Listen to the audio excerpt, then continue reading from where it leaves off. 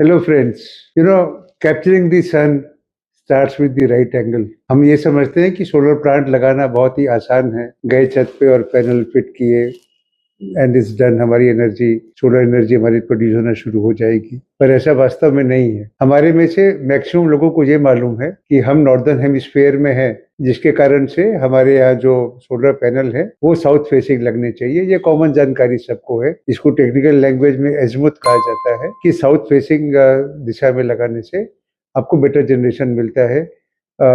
East और waste करेंगे तो 10 से 15% का आपको थोड़ी कमी आ सकती है जनरेशन में, और जब नॉर्थ दिशा में करेंगे तो और जनरेशन में कमी आ जाएगी। तो सबसे पहले तो जो दिशा है जो आपकी, वो सही होनी चाहिए कि प्रॉपर साउथ फेसिंग होना चाहिए। दो इसके बाद में चीजें हैं सबसे इम्पोर्टेंट, जो लोग ध्यान नहीं देते, वो है एंगल्स, कोण। तो सबसे पहले है टिल्ट एंगल।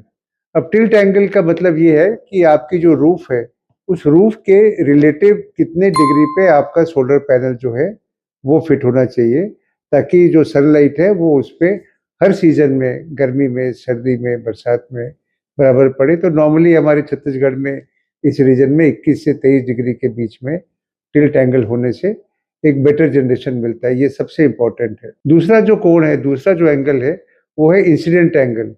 अब इंसिडेंट एंगल का मतलब ये होता है कि आपका जो सनलाइट है वो कितनी इंटेंसिटी से आपके सोलर पैनल को हिट करती है। तो इंसिडेंट एंगल और टिल्ट एंगल, इन दोनों को स्टडी करने से आपका जो सोलर का जनरेशन है वो बढ़ता है, और ये बहुत इंपॉर्टेंट है।